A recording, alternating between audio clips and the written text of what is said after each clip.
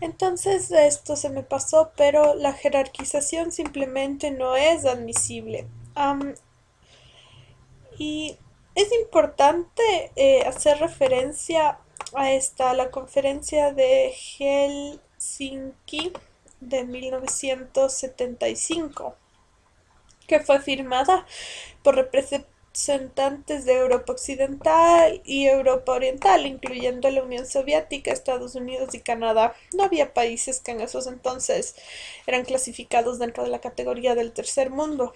Y lo que señala aquí es que estos países van a promover y fomentar el ejercicio efectivo de derechos y libertades civiles, políticas económicas, sociales, culturales y otros derechos y libertades, todos los cuales derivan, ¿no es cierto?, son una consecuencia de la dignidad inherente a la persona humana y son esenciales para su libre y pleno desarrollo. El término de las fricciones de la Guerra Fría trajo como consecuencia que los países desarrollados occidentales coloquen el tema de derechos humanos en un lugar prioritario en su política exterior y se transforma Naciones Unidas en un foro por excelencia, no solo para debatir sobre derechos, sino como un área donde se va a usar más los derechos humanos en contra de los adversarios políticos. Y bueno, la reacción no se hizo esperar. Ante esto, Oriente y específicamente los estados islámicos tuvieron una posición y lo que dijeron fue que no estaban de acuerdo con la selectividad con que Occidente invocaba los derechos humanos. Este cuestionamiento se vio en la segunda conferencia de derechos humanos que tuvo lugar en Viena en 1993. Y la declaración de esta segunda conferencia lo que hizo fue volver a afirmar que todos los derechos humanos son universales, indivisibles, interdependientes y están relacionados entre sí. Es que es obvio, ¿no? Una cosa es la teoría, una cosa es el deber ser, otra cosa es el ser, otra cosa es la práctica. Y aunque los estados occidentales manejen un discurso que se dice que son indivisibles, pero el rato de ejercer su política internacional es otro, el discurso real que está siendo evidenciado en sus sanciones. Entonces, a pesar de que las declaraciones internacionales, ¿no es cierto?, hacen énfasis en la igualdad y darles el mismo peso a todos los derechos, existe y sigue existiendo la posición de países desarrollados por hacer distinciones ideológicas y políticas. Estados Unidos se caracterizó hasta ese año por ser detractor de derechos económicos y sociales y es una posición compartida en ese país en um, en una, como les digo, una cantidad importante de ciudadanos que están dentro de la política, o sea, que participan en la política de ese país. Ahora vamos a hablar de los llamados derechos fundamentales. Entonces, un poquito más allá del tema de la universalidad, indivisibilidad e interdependencia de los derechos humanos que está propiciada por países de África, América Latina, Asia, uh, en la práctica se sigue haciendo distinción y es súper común hacer referencia a los derechos humanos fundamentales dentro de los discursos de Naciones Unidas y textos académicos. Entonces, ¿en qué se ha convertido esto? Se ha convertido, como ya les dije en clases pasadas, en un lugar común que lo que hace es presionar, o bueno, no presionar, porque no se puede presionar, pero exhortar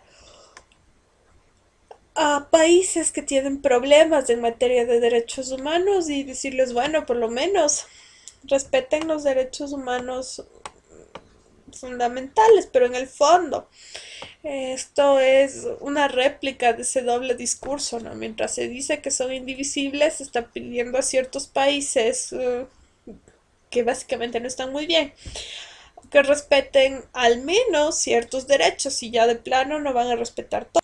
Y esto nos lleva a pensar que a pesar de todas las afirmaciones y declaraciones, uh, hay otros derechos que no son fundamentales, porque bueno, hay unos fundamentales, quiere decir que hay otros que no lo son. Y con este tema lo que se está haciendo es jerarquizar.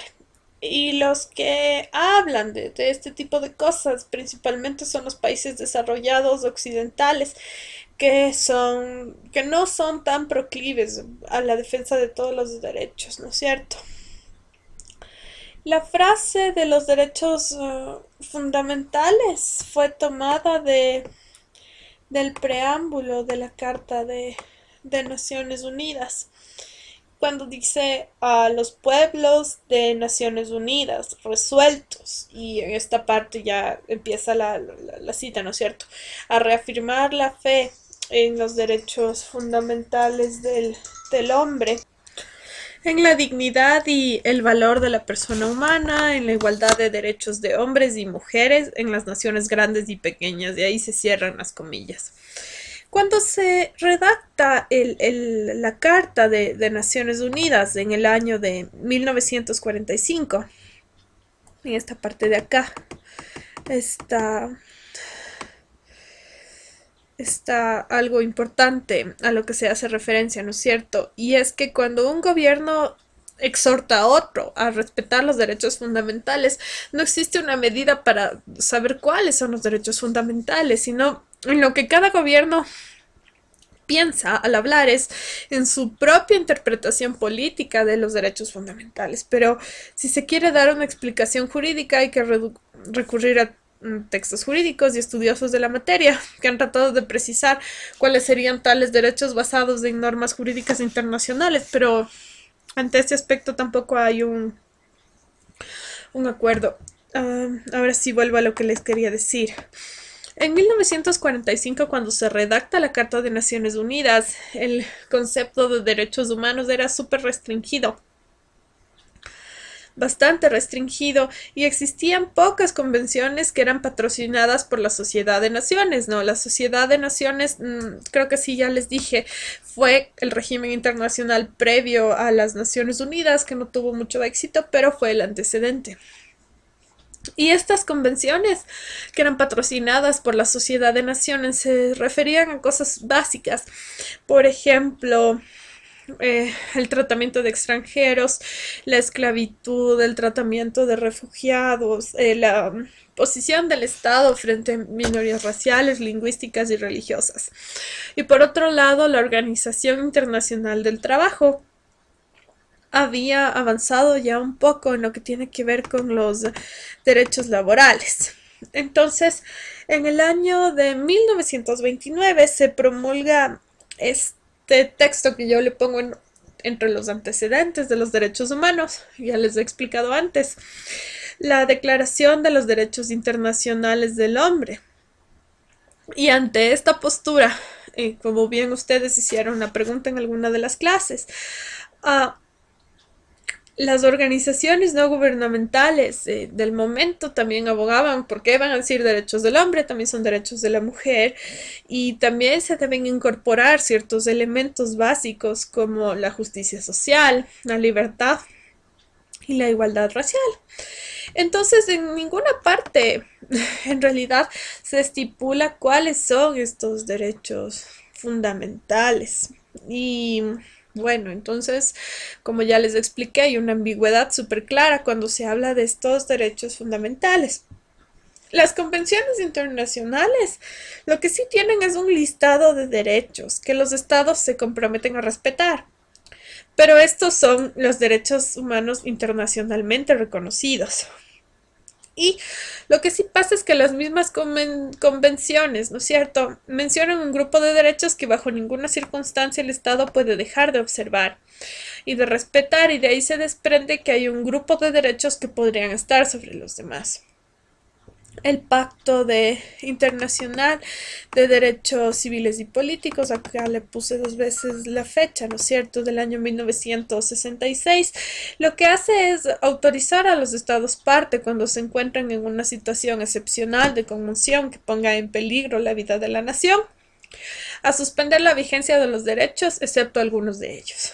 Entonces, los derechos que bajo ninguna circunstancia se pueden amenazar la vigencia y la protección, se los menciona en el mismo pacto, y son, de esto se debe poner atención, específicamente el derecho a la vida, a no ser condenado por actos que en el momento no son un delito, el tema de suspender la personalidad jurídica, no imponer penas más graves de las que están en la ley, la libertad de pensamiento, conciencia y religión, y sobre todo está prohibida la tortura, la esclavitud y la servidumbre. Por otro lado, también está la Convención Americana de los Derechos Humanos, que en el año de 1969 también autoriza al Estado parte que en casos de lo que se considera peligro público o emergencia, o que amenace la independencia, la seguridad del Estado, limite la vigencia de los derechos consagrados. Y esta convención, en el artículo 27, exceptúa de cualquier limitación a un número de derechos mayor que el mencionado en los pactos de Naciones Unidas. Entonces acá se defiende un número mayor de derechos que son intocables bajo cualquier circunstancia. Estos son el reconocimiento de la personalidad jurídica, el derecho a la vida, a la integridad personal, a la libertad de conciencia y religión, a la retroactividad de la legalidad, protección de familia, derecho al nombre. Esto es interesante porque se incluyen los derechos del niño, de la nacionalidad, las garantías judiciales, los derechos políticos, ¿no es cierto? Y esto en relación a lo que se establece en el anterior texto legal que abordamos, está la prohibición de la esclavitud y la servidumbre. Es importante el tema de la prohibición de limitar ciertos derechos humanos, aún aunque estemos en un estado de extrema gravedad en lo que corresponde a la vida política del Estado. Si se habla de derechos fundamentales desde el punto de vista más jurídico, son aquellos que bajo ninguna circunstancia, cualquiera que sea el grado de emergencia o crisis por la que atraviesa un gobierno, pueden ser afectados. En otras palabras, estos son los intocables, pero si ven, hay una diferencia entre, bueno, derechos intocables en estados que serían de excepción o que esto se aplicará siempre. Además, otra cosa son estos derechos fundamentales a los que se hace referencia, como se diría en la boca de un gobierno motivado políticamente a referirse a otro gobierno. Entonces, cuando Estados Unidos habla de derechos fundamentales, está pensando en los derechos consagrados en su propia Constitución, más no en los derechos acordados por la comunidad internacional. Quizás mencionará la Declaración Universal de Naciones Unidas porque no es vinculante, es una simple declaración. Cuando a las potencias occidentales hablan de derechos fundamentales, están pensando más bien en ciertos derechos civiles y políticos. En la siguiente parte de la clase, el siguiente video, les voy a hablar de los derechos económicos y sociales y de su exigibilidad.